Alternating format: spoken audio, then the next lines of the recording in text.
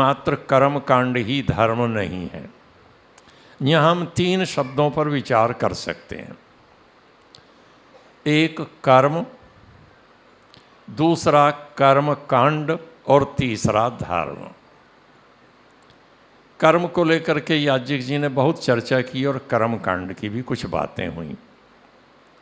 देखिए, कर्म कांड का तात्पर्य जिसे हम कहें रिचुअल से है, धार्मिक रीति रिवाजों से है।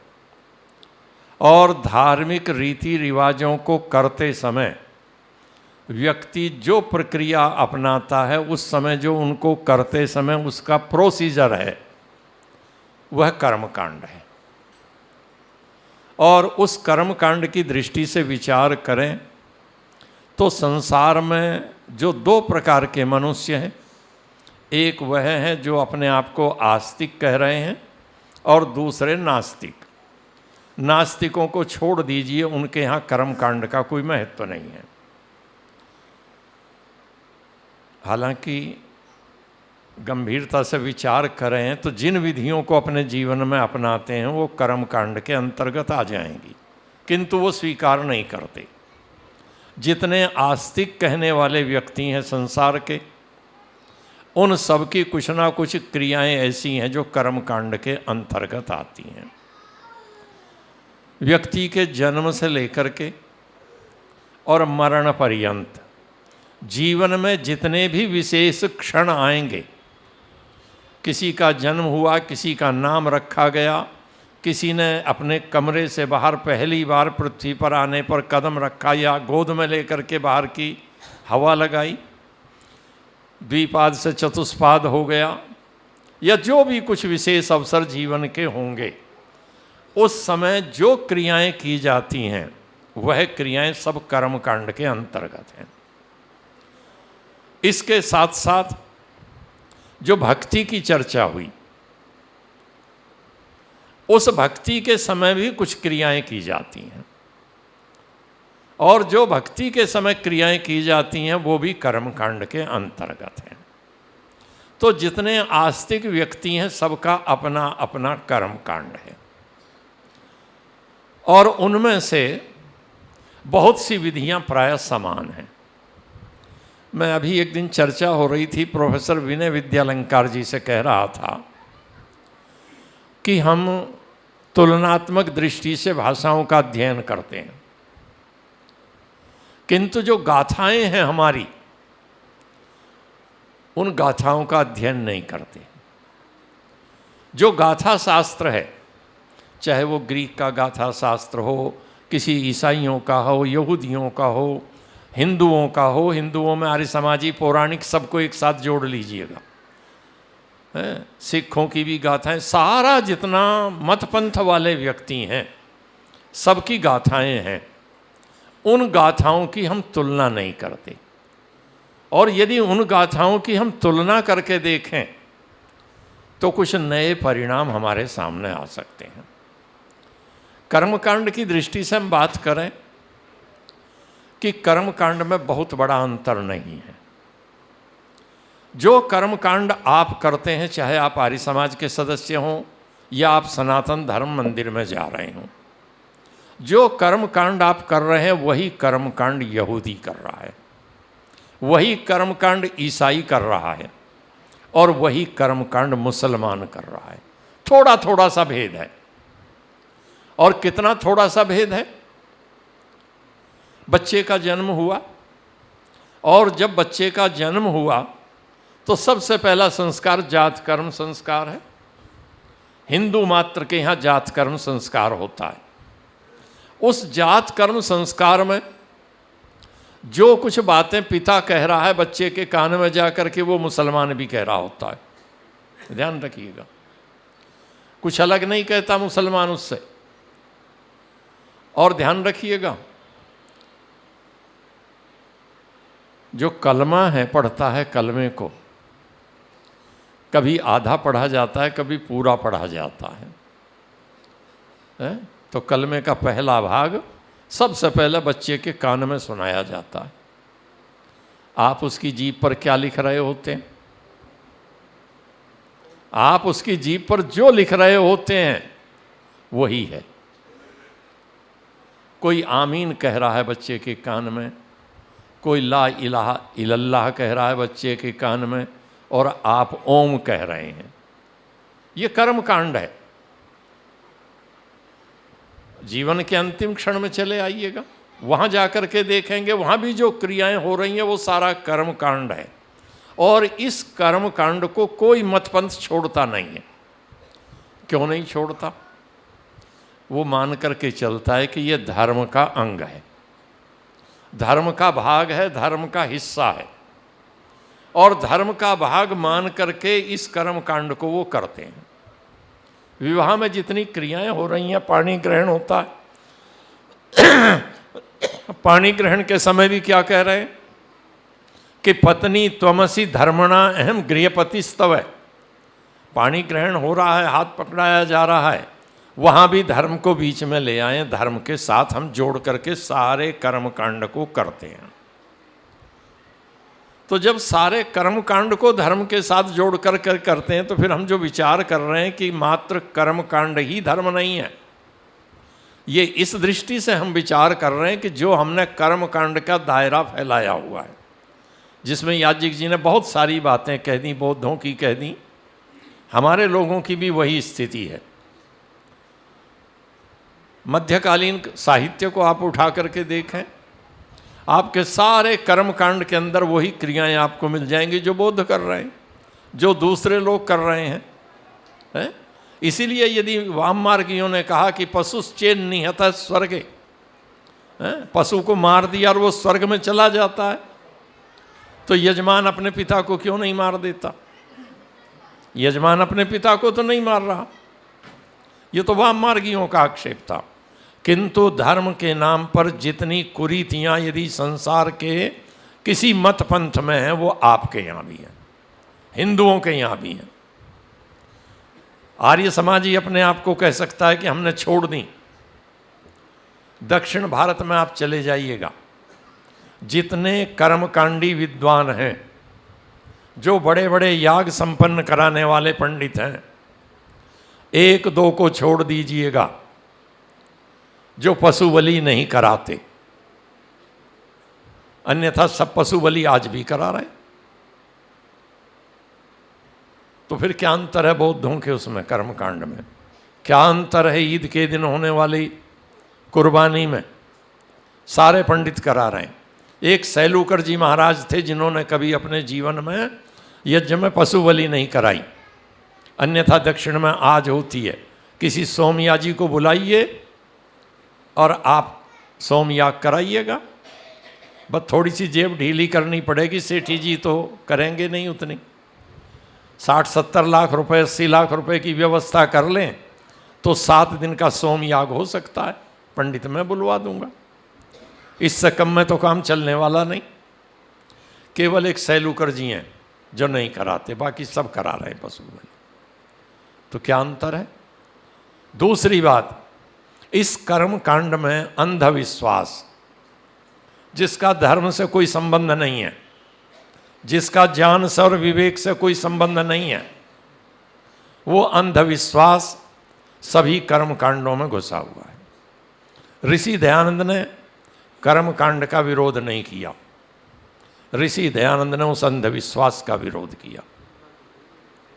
और ऋषि दयानंद ने ये कहा कि एवं प्रणीतायाम रक्षितायाम पुण्यम स्यात् एवं पापम तत्सर्वम मिथ्यैवास्ति पाप निमित्तस्याभावात्।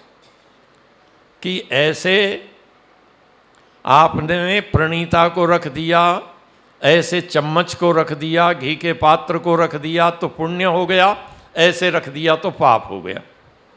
ये सब व्यर्थ है। चम्मच आपने ऐसे पकड़ ली तो पुण्य, और ऐसे पकड़ ली तो पाप। देखा होगा हमारे बहुत सारे पंडित कहते हैं कि अनर्थ हो गया, आहुति ऐसे दी और किसी का हाथ कमजोर है उसने इस हाथ से दे दी, तो बताने लगते हैं कि अनर्थ हो गया, उल्टे हाथ से आहुति दे दी। कुछ नहीं है। महर्षि दयानंद कहते हैं यद यद आवश्यकम तत्तत् करणीयम, जो जो आवश्यक है वह करना चाहिए। यदि प्रणीता को या चम्मच को ऐसे पकड़ने को कहा तो ये वैज्ञानिक है और बड़ा व्यावहारिक पक्ष है। आपको 2.5-3 घंटे आहुति देनी है तो चम्मच ऐसे आपने पकड़ी है, ऐसे करके देते रहेंगे, चल जाएगा। और यदि हाथ आपने ऐसे किया है तो 2.5-3 घंटे ऐसा करेंगे तो अपना स्वयं करके देख लीजिए, आपको पता लग जाएगा। तो ऋषि दयानंद ने कहा कि इसमें पाप पुण्य नहीं है, जो आवश्यक है वो करना, जो वैज्ञानिक है, जो सुविधाजनक है, जो स्वास्थ्य के लिए उचित वो करना, ये ऋषि दयानंद कहते हैं। दूसरी बात, इसी कर्मकांड के साथ जो हिंसा वाली बात जुड़ी हुई थी, वो हिंसा क्या है? हिंसा कहीं भी धर्म नहीं मानी गई। वैदिक संस्कृति में कहीं हिंसा को धर्म स्वीकार नहीं किया। योग दर्शनकार ने जब हिंसा और अहिंसा की चर्चा की तो हिंसा के 81 भेद की चर्चा की, अर्थात मन में किसी का अनिष्ट चिंतन करना भी हिंसा है, किसी के अमंगल की कामना करना। देखिए, मुझे नौकरी चाहिए, आपको भी नौकरी चाहिए, इन्हें भी नौकरी चाहिए, सारे एप्लीकेंट हैं और पता है सब एप्लीकेंट हैं, किंतु उनमें से एक कामना करने लगे कि ये जो मेरे से बेटर क्वालिफाइड है इसका रास्ते में एक्सीडेंट हो जाए, ये वहां तक न पहुंच पाए। बस वो पहुंचा या नहीं पहुंचा अलग बात रही, किंतु उसका इतना चिंतन करना हिंसा है, ये है हिंसा। और धर्म क्या है? धर्म के लिए यदि हम वेद से उठा करके देखना प्रारंभ करें तो पूजा पद्धति तो 6% धर्म है, 6.25% कह लेंगे आप, इससे ज़्यादा नहीं है। अकेले ऋग्वेद में 75 बार धर्म शब्द का प्रयोग हुआ है, 74 मंत्रों में आया है। और लेकर के सायण से ऋषि दयानंद तक जो भाष्यकार अर्थ करते हैं 15-16 अर्थ करते हैं धर्म शब्द के। उनमें से जिसे आप आज के धर्म से जोड़ सकते हैं वो केवल एक है 16 में, तो 6-6.25% बैठा। इतना कर्मकांड धर्म है, बाकी क्या है? मनीषियों ने जब इस पर विचार किया तो क्या कहा कि इस धर्म को हम यूँ समझें कि एक वर्ण धर्म है और एक आश्रम का धर्म है। वर्ण धर्म क्या है? वर्ण की दृष्टि से मान लीजिए एक वो व्यक्ति है जो लिखने पढ़ने का काम करता है, बुद्धिजीवी व्यक्ति है। एक व्यक्ति है भुजबल का काम करता है, सैनिक है। तीसरा व्यक्ति है व्यवसाय कर रहा है। और चौथा व्यक्ति ये सब नहीं करता, फाइल को उठा के यहाँ से वहाँ रख देता है, पानी का जग उठाकर यहाँ से वहाँ रख देता है, ये काम कर रहा है। अब ये जो चारों व्यक्ति हैं, इन चारों व्यक्तियों का धर्म एक होगा या भिन्न भिन्न होगा? चारों व्यक्तियों का धर्म भिन्न भिन्न है, शास्त्र कहते हैं। गीता को हम उठा लें, ऐतिहासिक दृष्टि से गीता का रचना काल 5100-51 साल है। महाभारत का युद्ध जब हुआ, भगवान कृष्ण ने ये उपदेश दिया गीता का और अर्जुन को उन्होंने 2-3 बातें कही श्लोक में।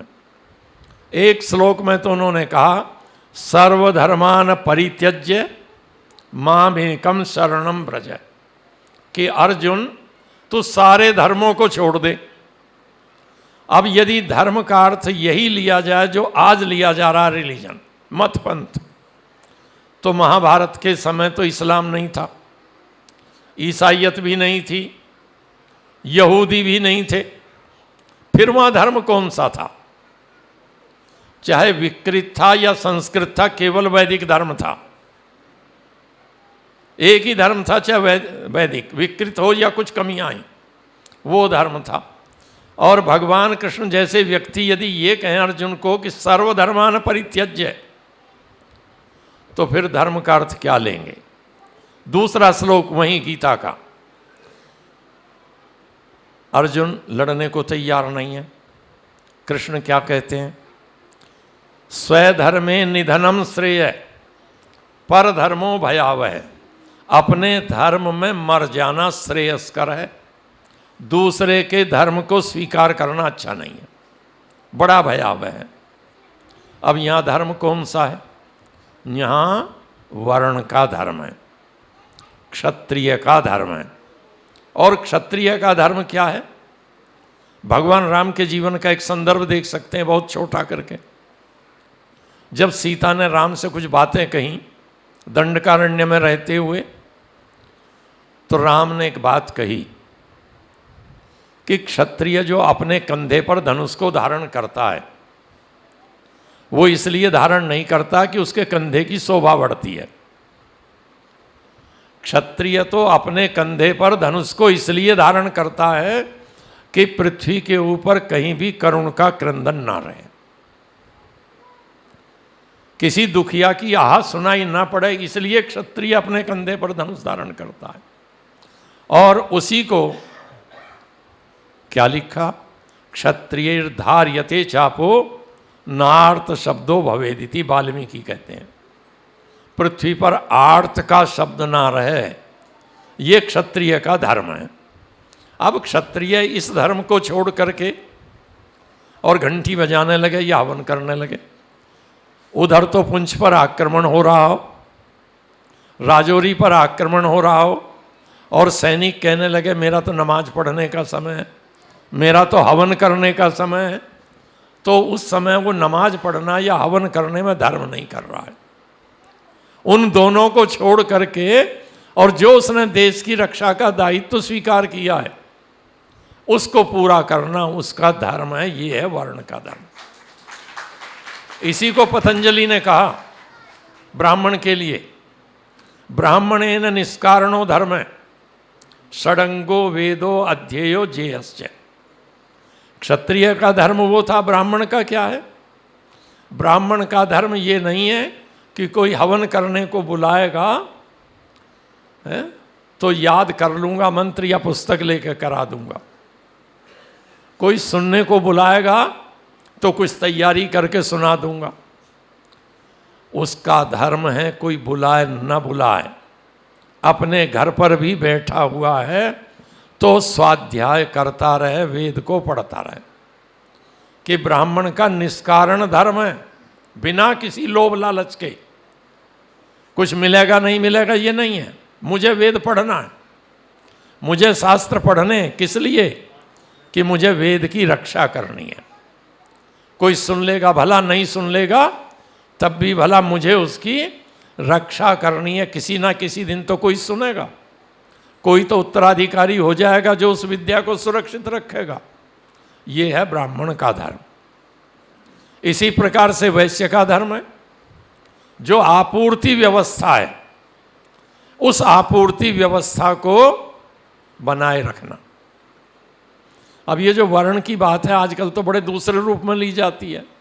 आप आयुर्वेद में जाकर के देखेंगे तो जितनी औषधियाँ हैं उन औषधियों को भी कहा ये ब्राह्मण है, ये क्षत्रिय है, ये वैश्य और ये शूद्र है। औषधियों का भेद किया गया है। और यदि कृषि की दृष्टि से विचार करेंगे तो धर्मशास्त्रकार मिट्टी का विचार करते हैं, कौन सी मिट्टी ब्राह्मण है, कौन सी क्षत्रिय है, कौन सी वैश्य और कौन सी शूद्र है। ये सारा विचार किया है शास्त्रकारों ने। और ये विचार क्यों किया, हमारे शरीर के साथ जब इसकी उपमा दे करके कही कि ये यहाँ से ऊपर का भाग ब्राह्मण, ये क्षत्रिय, ये वैश्य और ये शूद्र, तो जो ब्राह्मण औषधियाँ हैं वो यहाँ उपचार करने में काम आती हैं। आप पढ़ लीजिएगा निघंटू को, राजनिघंटू पढ़ लीजिए, भाव प्रकाश निघंटू पढ़ ले, आपको पता लग जाएगा कि किस किस प्रकार की औषधियाँ ब्राह्मण हैं। वो यहाँ से ऊपर के रोगों को दूर करने के लिए, जो क्षत्रिय की औषधियाँ हैं जिनको क्षत्रिय कहा है वो यहाँ के रोग के लिए हैं, जो वैश्य हैं वो यहाँ के लिए हैं, और जो पैरों की चिकित्सा करने के लिए हैं। अब ना तो चिकित्सक को पता ये ब्राह्मण औषधि है, ना शूद्र औषधि का पता, ना क्षत्रिय का पता। दर्द पाँव में हो रहा है, औषधि यहाँ की दे रहा है, तो उपचार कितना होगा। तो यदि ये विचार किया गया तो ये व्यक्ति को ऊंचा नीचा बनाने के लिए नहीं किया गया, ये तो एक शारीरिक संरचना के साथ, समाज की व्यवस्था के साथ किया गया। दूसरे जो धर्म शब्द है, वहाँ मैंने जो 15-16 अर्थ की बात कही, एक अर्थ है धर्म का धारण करने वाला, जो धारक तत्व है वो धर्म है। अब धारक तत्व पर विचार करें तो हम क्या कहेंगे कि हम तो उपनिषदों में पढ़ते हैं क्या है कि जो अन्न है वो सबसे महत्वपूर्ण है। क्यों? अन्नम वही प्राणिनाम प्राण है, अन्न प्राणियों का प्राण है। पर अब अन्न कहाँ से आता है? जीवन को तो अन्न धारण करता है, पर अन्न को कौन धारण करता है? अंत में जाकर के कहेंगे कि अन्न को धारण करता है जल। और जल कहाँ से प्राप्त होता है? जल वहीं से प्राप्त होता है जहाँ से आजकल पहाड़ों में हो रहा है। नदी नालों से थोड़ा ही होता है, वहाँ वर्षा नहीं होगी तो यहाँ कुछ नहीं रहेगा, वाटर लेवल नीचे गिरता चला जाता है। तो जो वर्षा का कर्म है, उस वर्षा के कर्म को भी धर्म शब्द कह करके संबोधित किया गया। जो व्यक्ति की मोरल ड्यूटीज हैं, जो नैतिक कर्तव्य हैं, अब ये जो नैतिक कर्तव्य का पालन करने का काम है, ये बड़ा कठिन है। आसान है, राजनीतिज्ञों को दोष देना बड़ा आसान है, बहुत आसान है, कुछ भी कह सकते हैं, क्योंकि जैसा वातावरण राजनीतिज्ञों ने पैदा किया है, पिछले अभी 10-15 दिनों में जो देखा उसको देख करके कोई कुछ भी कह लेगा। किंतु अपनी ओर झांक करके हम सब देखें, हम कितना पालन करते हैं। एक अध्यापक है, उसका धर्म क्या है? उसका धर्म यज्ञ कराते हुए घूमना नहीं है। उसका धर्म है सवेरे 7 बजे जब कॉलेज का घंटा लगा और 12 बजे तक कॉलेज में उपस्थित रहना, और विद्यार्थी 1 आया या 10 आए, उसको संतुष्ट करना। अध्यापक होते हैं ऐसे, ऐसे ऐसे अध्यापक हमने देखे हैं। यदि विद्यार्थी ने प्रश्न किया और आज उत्तर नहीं है तो अध्यापक क्या कहता है? वो कहता है कल बात करूंगा, और अगले दिन समाधान लेकर के उपस्थित होता है, तो धर्म का पालन करता है। और बंक मार रहा है तो बच्चे ही बंक थोड़ी मारते हैं हम, हालांकि मैंने नहीं मारा, मैं तो बड़े आत्मविश्वास से कहता हूँ, बहुत दूर नहीं है मेरा कॉलेज, कोई मेरे विद्यार्थी मिल जाएंगे, सवेरे भी थे वहाँ पल्लवपुरम में। मुझे नहीं 37 वर्ष में कह सकता कि मैं कॉलेज गया था और मैंने पीरियड छोड़ा, मैं इसलिए कहता हूँ 37 वर्ष में नहीं कह सकता। मेरे प्रेसिडेंट 20 साल रहे, जाकर के पूछ लीजिएगा, आज भी प्रेसिडेंट है, 32-33 साल से हो। नहीं कह सकते कि एक दिन भी मैंने कभी ऐसा किया हो। धर्म क्या है? जो अपना कर्तव्य है, नैतिक कर्तव्य, जो मोरल ड्यूटीज हैं, और वो मोरल ड्यूटीज सबकी अलग अलग है। तो इसलिए जो कर्म कांड है, वो कर्म कांड धर्म का एक अंश मात्र है। धर्म उससे इतनी ज़्यादा व्यापक परिभाषा है, जिसको याज्ञिक जी कह गए हैं कि श्रूयताम धर्म सर्वस्वम श्रुत्वा चैव अवधार्यताम आत्मने प्रतिकूलानि परेशान ने समाचरित। व्यास जी ने कहा धर्म वो है जो मैं चाहता हूँ लोग मेरे साथ ऐसा व्यवहार करें, मैं दूसरों के साथ उस व्यवहार को करता हूँ, तो वो धर्म है। इसमें कर्म कांड नहीं आता। कर्म कांड केवल वहाँ आता है जहाँ हम अपने शरीर और आत्मा के परिष्कार के लिए कुछ क्रियाएं करते हैं। जो हम क्रियाएं करते हैं, इनका उद्देश्य क्या है? परमात्मा की कृपा प्राप्त करना बहुत पीछे की चीज़ है। उससे पहले इस शरीर और आत्मा को पवित्र कर लेना। इसलिए महर्षि दयानंद ने संस्कार विधि में क्या बात लिखी, इसका प्रयोजन क्या है, पहले श्लोक दिए प्रारंभ में। एक वाक्य कहा महर्षि ने, शरीरात्म विशुद्धये, ये शरीर और आत्मा की विशुद्धि के लिए। और जब शरीर और आत्मा की विशुद्धि हो जाएगी तो फिर अनैतिक कृत्य कहीं नहीं हो सकेगा। धन्यवाद। 100 से अधिक देशों में देखा जाने वाला भारतीय संस्कृति और ऋषियों द्वारा दिए गए ज्ञान व संस्कारों को समर्पित आर्य विचारों का प्रचार करने वाला विश्व का एकमात्र सबसे बड़ा चैनल वैदिक प्रचार।